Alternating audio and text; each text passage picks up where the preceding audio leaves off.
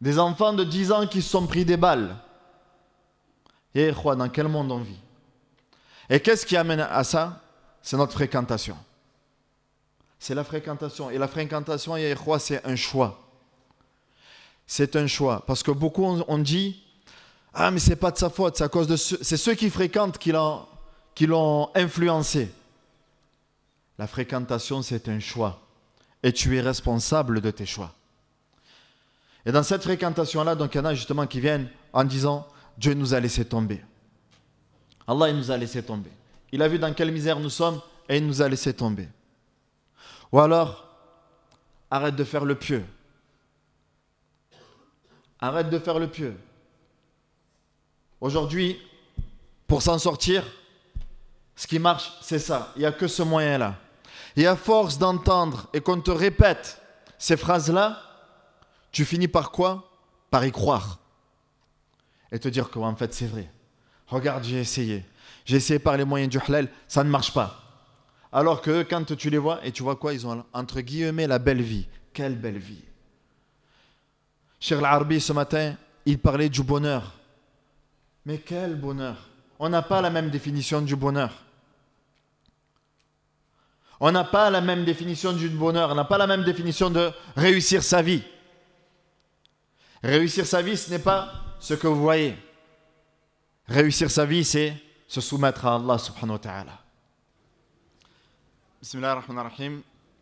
Alhamdulillahi Rabbil Alamin wa l'aqibatu lil muttaqin wa la udwana illa ala al-zalimin wa ashhadu an la ilaha illallah wahdahu la sharika lah wa ashhadu anna Muhammadan abduhu wa rasuluhu amma ba'd. Assalamu alaikum wa rahmatullahi wa barakatuhu. Chers frères, chères sœurs, c'est un honneur pour moi de vous rencontrer aujourd'hui. On demande à Allah subhanahu wa ta'ala de récompenser tous les organisateurs et tous celles et ceux qui ont participé à l'organisation, celles et ceux qui se sont déplacés. Qu'Allah Azza wa Jal vous récompense. Le prophète alayhi salatu wassalam nous dit: Man salaka tariqan yaltamisu fihi ilma sahhala Allahu lahu bihi tariqan ila al-jannah. Quiconque emprunte un chemin vers la science, Allah lui facilite un chemin vers le paradis. Wallahi, ça fait énormément plaisir de voir autant de monde se déplacer dans les mosquées et d'être dans le réel, dans le concret. Car malheureusement, aujourd'hui, on se contente beaucoup de live, d'interventions sur Internet, en étant chez nous, allongés avec le téléphone entre les mains, dans des positions qui ne sont pas dignes de l'écoute de ces assises-là. Alhamdulillah, le fait que vous veniez, que vous soyez serrés dans la mosquée, ne pensez pas qu'Allah subhanahu wa ta'ala est inattentif à vos efforts. Vous serez récompensés, Inch'Allah, pour ça. Le prophète nous dit: Man kharaja li talab al-ilm, quiconque sort dans le but d'apprendre la science, fahuwa fi sabilillahi hatta yarji'. Il est considéré comme étant dans le chemin de Dieu jusqu'à ce qu'il retourne chez lui. Chers frères, chères sœurs, Inch'Allah, notre conférence tournera autour de la fréquentation, de qui nous fréquentons au quotidien. Et l'homme est amené, c'est de sa nature, à fréquenter des personnes. Mais ces personnes sont différentes. Il y en a qui sont bonnes, il y en a qui sont mauvaises.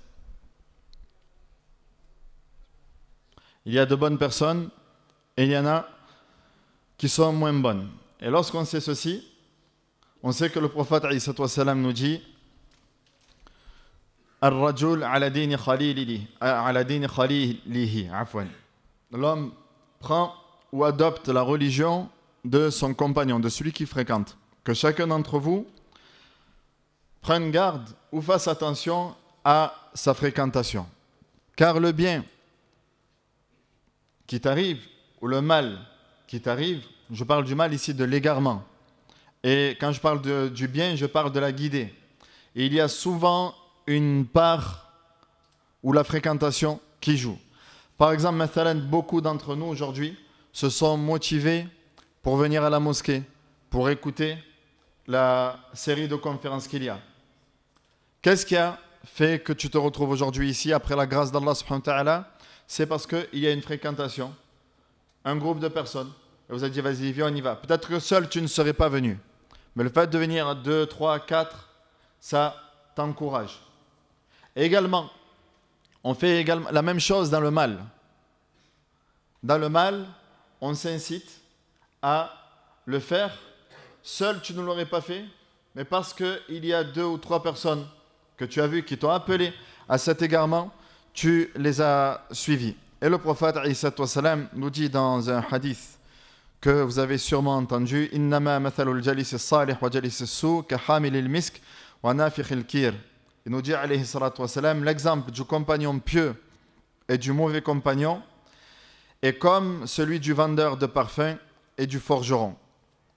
L'exemple du bon compagnon, du mauvais compagnon est semblable à l'exemple du vendeur de parfums et du forgeron. Pour le vendeur de parfums, soit il va t'en donner, soit tu vas lui en acheter, ou soit tu vas sentir de lui une odeur agréable. C'est-à-dire que quelle que soit ta relation avec lui, il aura une influence sur toi, une bonne influence sur toi. Tu vas ressortir avec une bonne odeur. Ou alors tu vas lui en acheter. À la kulli hal, tu as profité de sa compagnie. Alors que le forgeron, soit il va brûler ton habit, et ici ton vêtement en fait c'est din, c'est ta religion, c'est ta relation avec Allah subhanahu wa ta'ala. Ou soit tu vas sentir de lui une mauvaise odeur. C'est-à-dire que tu ne l'as pas suivi, mais légèrement tu as été influencé. Mais tu as quand même été influencé. Est-ce que, au final, ce n'est pas lui qui a raison? Donc l'homme est amené à ressembler, à prendre comme exemple ceux qu'il fréquente. L'imam al-Bukhari rapporte dans son recueil que le prophète nous dit « Al-arwah junudun mujannada ». Il nous dit alayhi salatu wassalam, les âmes sont semblables à des régiments. فما تعرف منها ائتلف وما تناكر منها يختلف. Celles parmi elles qui se reconnaissent mutuellement s'accordent. Et celles parmi elles qui s'opposent les unes aux autres ne s'accordent pas. Ce hadith, en fait, vient nous dire que toi, tu vas te rapprocher naturellement d'une personne qui te ressemble, d'une personne avec qui tu partages les mêmes centres d'intérêt, bon comme mauvais. Du moment que vous avez les mêmes centres d'intérêt, ben forcément, vous voulez passer du temps ensemble, parce que vous vous comprenez. Et des personnes avec qui tu n'as aucun point commun, tu ne dois pas rester avec elles. Qu'est-ce qui me rapproche de cette personne? Rien. Taïb. La bonne compagnie est celle qui va agir dans ton intérêt et pas dans son intérêt. La bonne compagnie est ikhwa. On va reparler plus tard. C'est celle qui va agir dans ton intérêt, qui va te préserver durant ton absence, qui va défendre ton honneur. Et lorsque tu t'égares, elle est là pour te rappeler d'Allah subhanahu wa ta'ala. Alors que la mauvaise compagnie est celle qui va agir pour son intérêt avec toi. En fait, toi, tu n'es qu'un pion. Tu ne lui sers que dans son intérêt. Ouais, il est gentil, il est bien, il est bon. Non, en fait, c'est parce qu'il a un intérêt avec toi.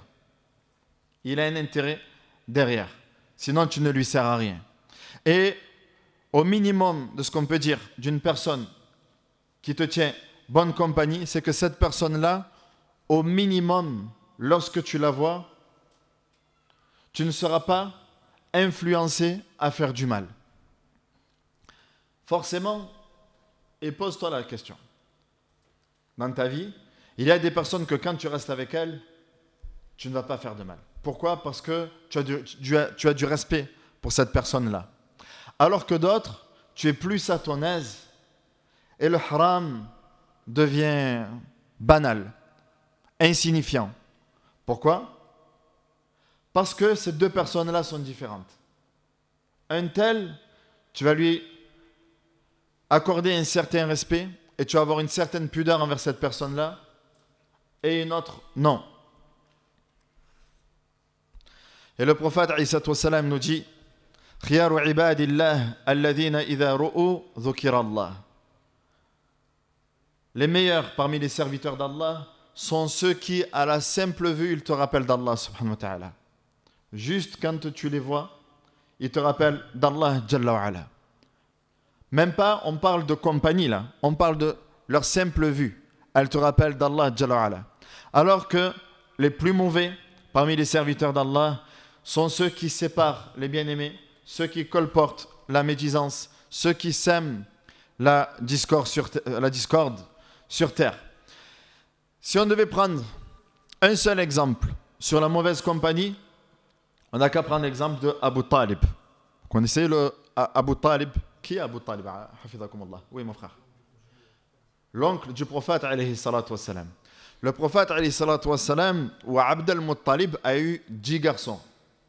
Sur ces 10 garçons, donc il y avait le père du prophète Mohammed, alayhi salatu wassalam, qui s'appelle Abdallah, et les oncles qui ont vécu la prophétie, qui étaient vivants pendant la prophétie, sont au nombre de 4. Parmi ceux qui ont mécru, il y a Abu Lahab, que vous connaissez, et Abu Talib. Et ceux qui ont cru, c'est Hamza et Al-Abbas. D'accord? Abu Lahab était un ennemi déclaré du prophète alayhi salatu wassalam, contrairement à Abu Talib. Abu Talib, qui lui-même, dans un poème, avait reconnu que le prophète alayhi salatu wassalam était venu avec la vérité. Mais au moment de la mort, le prophète alayhi salatu wassalam dit: Ya am, qul la ilaha illallah, kalima ashhadu laka biha ila al-jannah. Mon oncle, prononce la ilaha illallah. Prononce, c'est-à-dire avec conviction. Il n'y a de divinité digne ou alors légitime à l'adoration si ce n'est Allah subhanahu wa ta'ala. Une parole avec laquelle je pourrais intercéder en ta faveur au jour de la résurrection.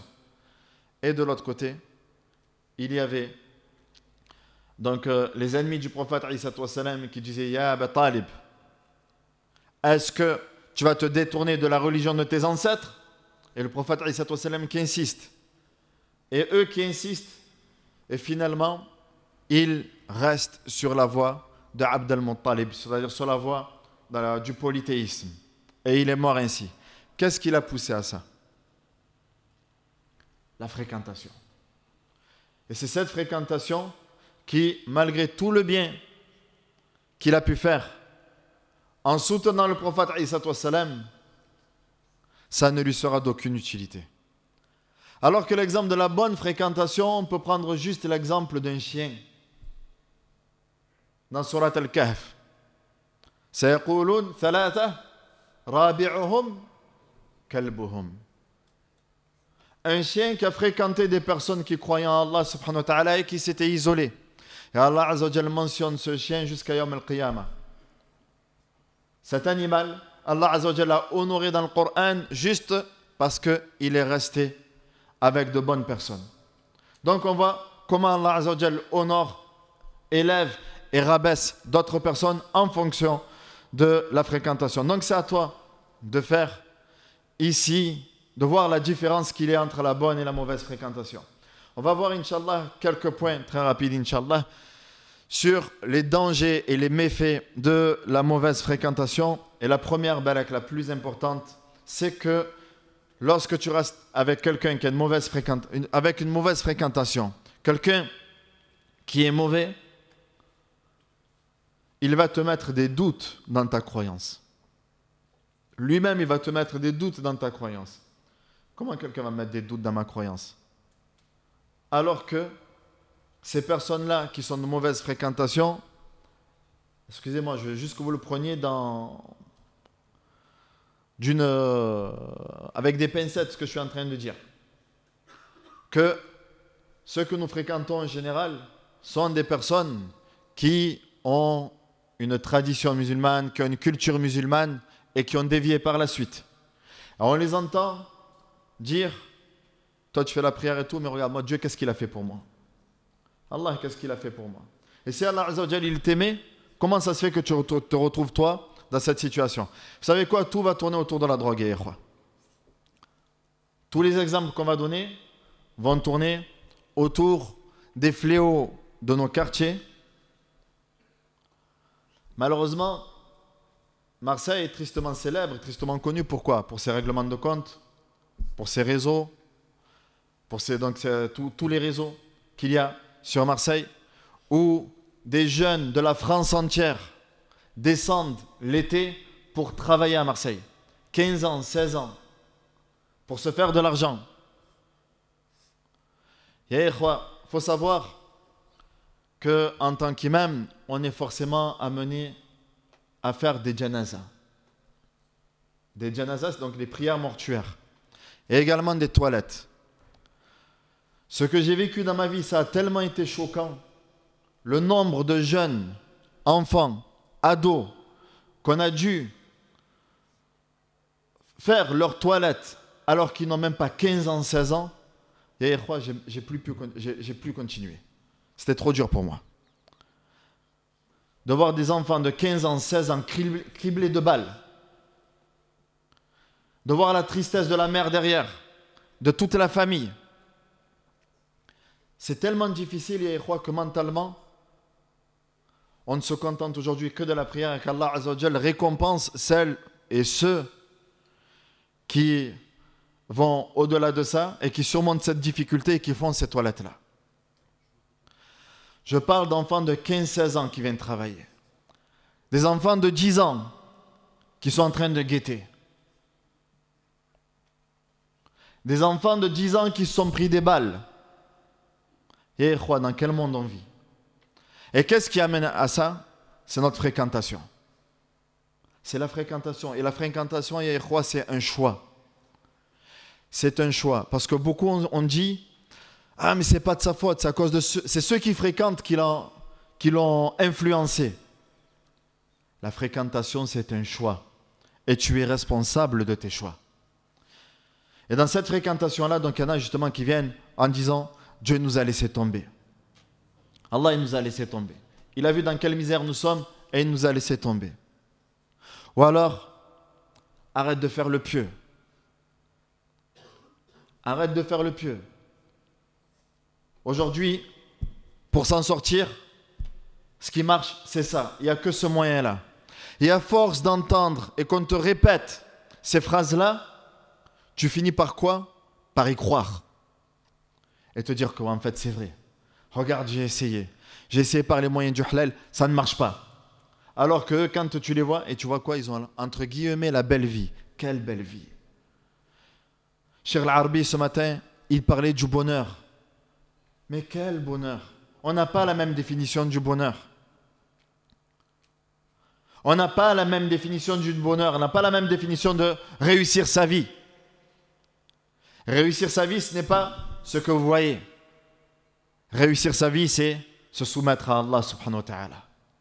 Le bonheur, c'est le trouver dans l'obéissance d'Allah subhanahu wa ta'ala. Et wallah qu'il n'y a pas de bonheur, et qu'il n'y a pas de paix, et qu'il n'y a pas de sérénité, qu'il n'y a pas de quiétude, si ce n'est dans l'obéissance d'Allah subhanahu wa ta'ala. Si ce n'est dans la soumission à la volonté d'Allah jalla wa ala. Allah subhanahu wa ta'ala nous dit ala bi dhikrillah tatma'innul qulub. N'est-ce pas avec le rappel d'Allah que les cœurs s'apaisent? Donc toi, tu finis par croire que le bonheur est là. Quel bonheur il y a, surtout quand on entend ces personnes, ces jeunes dire « Moi je le fais pour mes parents ». Comment?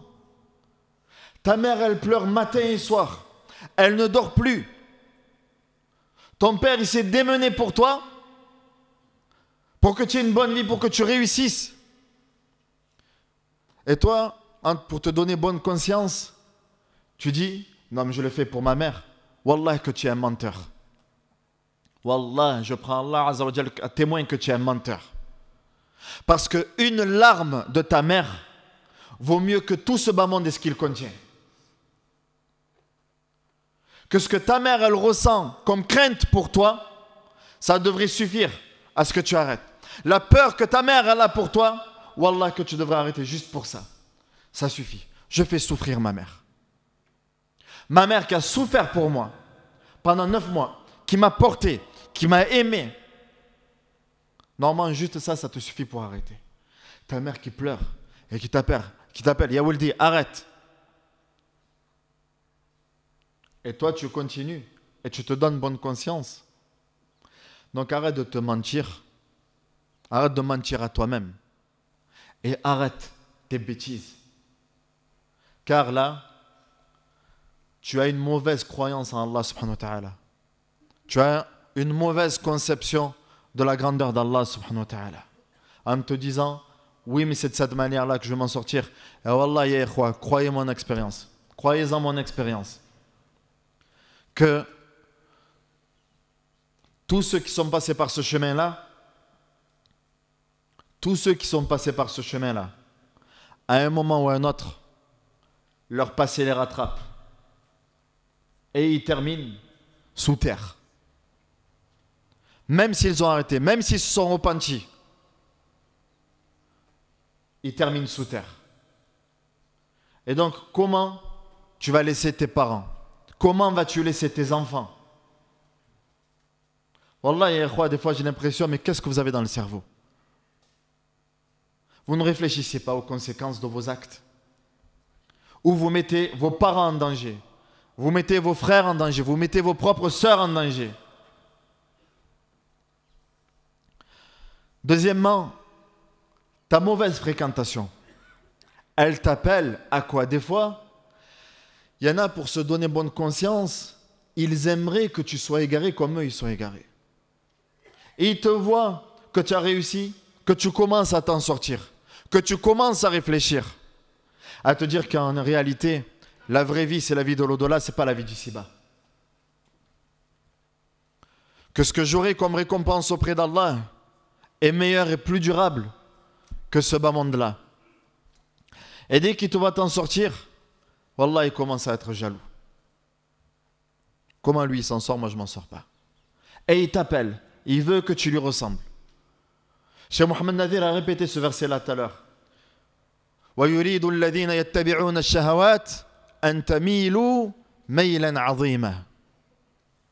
Et ceux qui suivent les passions veulent que vous vous incliniez vers elles, vers les passions, comme eux l'ont fait. Alors qu'Allah, il veut accepter votre repentir. Il vous montre les chemins de la guidée. Il vous montre les chemins du pardon. Il vous appelle à Dar Salam, à la demeure du bonheur, à la demeure de la paix. Alors que toi, tu n'es jamais dans la paix. Lorsque tu es dans la délinquance, lorsque tu es dans la débauche, tu le sais très bien que tu n'es jamais dans la paix.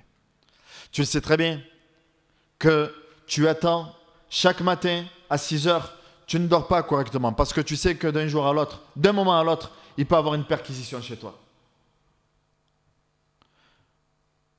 D'un jour à l'autre, tu sais que tu es amené à mourir. Surtout, ceux qui sont au front là, les guetteurs. C'est sur eux qu'on fait des exemples. Parce qu'on ne va pas toucher les grands. On va prendre des petits de 15-16 ans. Il est arrivé quoi? Certains ont été brûlés. D'autres ont reçu une balle dans la tête. D'autres ont ce qu'on appelle le barbecue. Pourquoi? Parce que quand on veut attaquer un réseau voisin, on veut faire l'exemple avec des personnes qui sont considérées comme en bas de l'échelle comme des moins que rien. On les prend, on les jette de la fenêtre. On les prend et on les brûle. Parce que ces personnes-là sont les moins que rien. Et ta mère dans l'histoire, ya Abdallah. Wallah, mais comment tu fais pour prendre ce risque-là pour un peu d'argent? Comme il dit le prophète, il vend sa religion, ses principes, ses valeurs pour une poignée de dunya. Une poignée de ce bas monde. Wallah, qui ne vaut rien.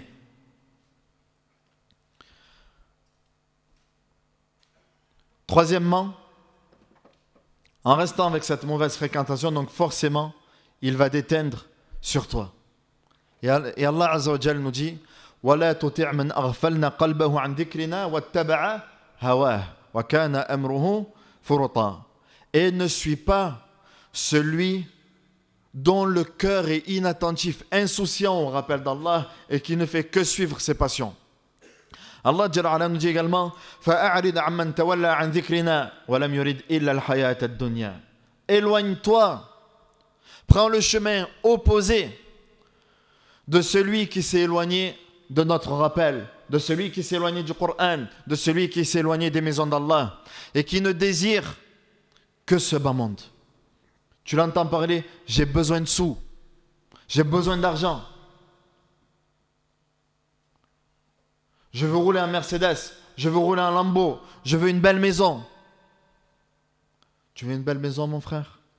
Le prophète nous dit, celui qui participe à la construction d'une mosquée, d'une maison d'Allah, Allah lui donne une maison au paradis. Tu veux une maison, mon frère? Le prophète dit, quiconque fait 12 rak'at par jour, 12 rak'at en plus des prières obligatoires, Allah lui accorde une maison au paradis. Et la maison qui est au paradis, si tu fais ça chaque jour, tu as fait ça pendant une semaine, tu en as 7 au paradis. Tu as fait ça pendant 30 jours, tu en as 30 au paradis. Et réfléchissez à ce qui est plus durable, à ce qui est meilleur et plus durable. Ne soyez pas trompés par ce bas monde. Et ne soyez pas trompés par ceux qui veulent cette vie-là. Parce qu'au moment où ils l'ont, au moment où ils l'ont atteint, ils ne sont pas satisfaits. Et ils ne seront jamais satisfaits. Le prophète il ne parle pas sous l'effet de la passion. Et il nous dit qu'il y a une catégorie de personnes qui ne sera jamais satisfaite, talibud dunya. Tu lui donnes 1 million, il en veut un deuxième. Il ne veut pas s'arrêter. Il ne sait plus s'arrêter. Il ne vit que pour ça. Taïb. Également, une mauvaise fréquentation appelle une autre mauvaise fréquentation. Les mauvaises personnes te présenteront les mauvaises personnes. Alors que les bonnes personnes te présenteront les bonnes personnes. Tu restes avec de bonnes personnes. Et wallah, tu t'es des fois retrouvé avec des personnes, subhanallah. Jamais je n'aurais espéré un jour trouver une personne pieuse qui me rappelle Allah Azza wa Jal comme un tel. Pourquoi? Ça a commencé juste avec ton pote, ton frère qui va à la mosquée et qui t'a amené. Et qui, à la mosquée, tu as trouvé d'autres personnes qui te rappellent Allah Azza wa Jal.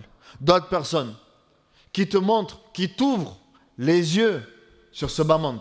Comment vivre dans ce bas monde? Et de l'autre côté, une mauvaise fréquentation va amener encore des fréquentations plus mauvaises que celles que tu as déjà. Et ça ne s'arrête pas. Et tu le sais très bien, dans ces fréquentations-là, tu es toujours redevable. Frère, quand tu étais dans la difficulté, pour ne pas dire un autre mot, quand tu étais dans la difficulté, j'étais là pour toi. Je ne t'ai pas laissé tomber. Maintenant, j'ai besoin de toi. J'ai besoin que tu me rendes un service. Et ce service, c'est quoi? C'est de faire du haram. C'est de désobéir à Allah Azza wa Jal. C'est de verser du sang. C'est de faire ce qui va mettre ta vie en danger. Et toi, tu dis, bah vas-y. Une dernière fois. Mais tu as pris un engagement avec Allah subhanahu wa ta'ala. Une dernière fois. Tu crois que tu n'auras pas des comptes à rendre là-dessus sur cette dernière fois? Et cette dernière fois peut être réellement ta dernière fois. Et mourir là-dessus. Le prophète nous a donné l'exemple. Vous connaissez l'histoire de celui qui a tué 100 personnes dans sa vie. Vous avez déjà entendu. D'abord, il a été guidé vers un dévot. Et le dévot l'a mal orienté. Il lui a dit non, Allah ne te pardonnera jamais. Ensuite, on l'a guidé vers un savant. Et le savant, il lui dit, mais qui peut s'interposer entre toi et Allah? Qui peut s'interposer entre toi et le pardon? Mais il lui a dit quoi? Qu'est-ce qu'il lui a dit? Naam. Exactement. Il lui a dit, pars. Va vers telle terre, dans telle région, car là-bas, il y a des gens bien. Et écarte-toi de l'endroit où tu es, parce que c'est une mauvaise terre. Ouais, mes frères, c'est... Quand tu es dans le quartier, ça y est, c'est comme un aimant, tu ne peux pas t'en sortir. Mais pars. Wallah, je connais des personnes de ma génération qui souhaitent s'en sortir. Je dis, mon frère, parce qu'en fait, ils savent que leur vie, ils savent que d'un jour à l'autre, ils vont quitter ce bas monde. Je dis, mais pars. Pars. Eh non, je ne peux pas. Non, c'est pas tu peux pas, c'est tu ne veux pas. C'est tu ne veux pas. Parce que tous les moyens que tu as mis dans le haram, c'était des moyens de génie. Tu as réfléchi à faire du haram dans la réflexion que peut-être d'autres n'ont pas pour faire le bien. Et là maintenant, quand il s'agit de faire le bien, tu mets ton cerveau en mode avion. Je ne sais plus comment le faire. Parce qu'en fait, tu as envie de rester de garder ta vie. Non, khlas. Tu souhaites te rapprocher d'Allah et tu sais que tu dois quitter. Tu sais au fond de toi que tu dois partir d'ici. Certains l'ont fait, ya ikhwa. Certains l'ont fait. Et cet homme dans le hadith, il a fait. Et il est mort en chemin. Et Allah Azza wa Jalla lui a accordé sa miséricorde, lui a accordé son pardon. Et il a délaissé toutes ses fréquentations. Une nouvelle vie. Également, quand on a une mauvaise fréquentation, forcément, tes péchés, tu les vois moindres, tu les amoindris. Voire même, tu te crois meilleur que ces personnes-là. De toute façon, moi, regarde, je fais pas ce qu'ils font. Eux, ils font, lui, il vend et tout. Moi, je reste avec eux, mais je fais rien. En plus, tu vois, moi, j'essaie de faire ma prière et tout. Et donc là, tu minimises le mal que tu fais. Le mal que tu fais, tu ne t'en rends même pas compte. Pire, ya ikhwa. J'entends quoi là? Certains qui se donnent bonne conscience. Non, mais moi, je ne vends pas, juste je guette. Mais tu es sérieux dans ta bêtise là? Je ne vends pas, juste je guette. Je ne donne pas à moi. C'est pas moi qui vends, je ne récupère pas l'argent. Je suis juste là et s'il y a quelque... C'est-à-dire que là, le péché, subhanallah, le prophète Isa il nous dit concernant l'alcool, qu'ils sont tous mal'ouna même Allah. Ils passent tous par la malédiction d'Allah subhanahu wa ta'ala. Celui qui le sert, celui qui le boit, celui qui le vend, celui qui en a fait la promotion, ils sont tous maudits par Allah subhanahu wa ta'ala. Qu'en est-il de ces substances-là qui donnent la mort? Et toi tu dis non mais moi je ne vends pas, je me fais juste. Et quoi, tu participes. Wa ta'awanu 'ala al-birri wat-taqwa wa la ta'awanu 'ala al-ithmi wal-'udwan. Et entraidez-vous dans le bien, dans la piété, mais ne vous entraidez pas dans le mal. Et là, tu fais quoi? Tu participes, tu es dans cette boucle qui propage le mal. Et tu auras des comptes à rendre à Allah yawm al-qiyamah. Toutes les personnes qui sont passées, que tu as laissées passer, ces personnes-là, yawm al-qiyamah, c'est toi qui en assumeras la responsabilité. Et wallah, croyez-moi, ya khwa, ces réseaux, ce sont des usines. Ça rentre, ça sort, ça rentre, ça sort, ça ne s'arrête pas. Ça ne s'arrête pas. Toutes ces personnes-là, yawm al-qiyamah, tu vas les retrouver dans ta balance de mauvaises actions. Et ça pour chaque jour sur lequel tu as participé. Chaque jour, ta balance de mauvaises actions, elle s'alourdit. Et ta balance de mauvaises actions, elle devient plus légère. Comment tu vas rencontrer Allah subhanahu wa ta'ala? Et ça pourquoi? La fréquentation, ya ikhwa. Taïb. Même dans cette fréquentation, ouais, mais ce frère, je l'aime bien. On a grandi ensemble et tout. Nos mamans, elles se connaissent. Je reste avec lui parce qu'on s'aime bien. Et je l'aide un peu. C'est mon sahab. Je ne peux pas le laisser dans sa difficulté. Je ne peux pas le laisser comme ça. Wallah, que ça, c'est une amitié. Et comme je vous l'ai dit tout à l'heure, c'est une amitié qui va être amenée à disparaître. C'est une amitié qui va être amenée à disparaître. Cette amitié-là, j'ai parlé avec l'un d'eux. Je dis, mais si c'est ton pote, si c'est ton sahab, normalement, tu ne le laisses pas faire le mal. Si tu as des valeurs, tu ne le laisses pas faire le mal. Si tu l'aimes, tu agis dans son intérêt. Mais là, si tu veux qu'il reste avec toi, c'est juste pour qu'il te tienne compagnie. Allah Azza wa Jalla dit dans le Coran, Al-akhillau yawma idhin ba'duhum li ba'din adu illa al-muttaqin. Dans surat Az-Zukhruf, surat l'ornement, la surat 43 dans le Coran, Allah Azza wa Jalla nous dit, les bien-aimés, les amis seront tous ennemis les uns des autres au jour de la résurrection, sauf les croyants, sauf les pieux. La véritable amitié, la véritable fraternité qui perdurera au jour de la résurrection, c'est celle qui a été pour Allah subhanahu wa ta'ala. Ceux qui seront sous l'ombre d'Allah au jour de la résurrection, le jour où il n'y aura pas d'autre homme si ce n'est celle d'Allah, deux personnes qui se sont aimées, qui se sont rencontrées pour Allah subhanahu wa ta'ala. Tout le reste, c'est voie à la perdition. Toi et moi, qu'est-ce qui nous unit? C'est le haram, c'est la drogue. Ça, Yom al-Qiyamah, on va se retourner l'un contre l'autre. Et de toute façon, des fois, il ne faut même pas attendre Yom al-Qiyamah. Des fois, ça commence ici. Les problèmes d'argent, de toute façon, ça commence là. C'était des potes, c'était des amis. Et tu les vois à la fin, règlement de compte. Règlement de compte, et c'est un tel qui a tué son meilleur ami. Ils étaient ensemble, ils ont grandi ensemble. C'était pas ton pote Zama? Vous n'étiez pas amis, unis à la vie, à la mort, soudés? C'est de la prétention, c'est du mensonge, wallah. L'amitié, la fraternité qui reste, c'est celle qui est faite pour Allah subhanahu wa ta'ala. Allah Azza wa Jalla dit dans le Coran: wa yawma ya'addu adh-dhalimu ala yadayhi yaqulu ya laytani ittakhadhtu ma'a ar-rasuli sabila. Le jour où l'homme se mordra les doigts. Le jour où l'homme, l'injuste, il se mordra les doigts. Et il dira: malheur à moi, si seulement j'avais suivi le chemin du messager. Ya waylata laytani lam attakhidh fulanan khalila. Malheur à moi, si seulement je n'avais pas pris un tel pour ami. Ce un tel là, c'était mon ami, si seulement ce n'était pas mon ami. لقد أضلني عن الذكر بعد إذ جاءني وكان الشيطان للإنسان خذولا. Il m'a certes détourné du chemin d'Allah alors que le chemin m'était parvenu, alors que la vérité m'était parvenue. Mon père et ma mère m'appellent: mon fils, prie, mon fils, crains Allah, amin, inna wa'ad Allahi haqq. Crains Allah, crois en lui, car la promesse d'Allah est une vérité. Et lui se détourne. C'est bon maman, tu m'as fatigué. C'est bon maman, arrête avec tes... Chaque fois tu me parles le Coran.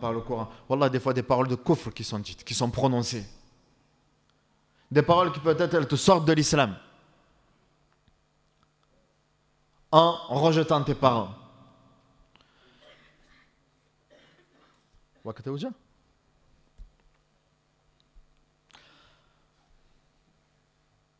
Il y a des Mgazija ici? Taïb, on s'arrête là, Inch'Allah. Il y avait 2-3 autres points. Mais à la kulli hal, je pense qu'on a dit le plus important. On demande à Allah subhanahu wa ta'ala de nous accorder la sincérité. Je termine juste par le hadith du prophète alayhi salam. Lorsqu'il nous dit, sallallahu alayhi wa sallam, la tusahib illa mu'mina wa la yakul ta'amak illa taqi. Il nous dit, sallallahu alayhi wa sallam, ne fréquente que le croyant, dans le sens celui qui te rappelle d'Allah subhanahu wa ta'ala. Ne fréquente que lui, celui qui va te rappeler d'Allah Azza wa Jal, celui que lorsque tu vas t'égarer, il sera là pour te rappeler, pour te dire tes 4 vérités en face, pour te dire ce que tu n'aimes pas entendre et pour t'appeler vers le bien. Et toi également tu agis comme ça envers lui. Wa sallallahu ala nabiyyina Muhammad wa ala alihi wa sahbihi ajma'in. Wa akhiru da'wana anil hamdulillahi rabbil alamin wa barakallahu fikum.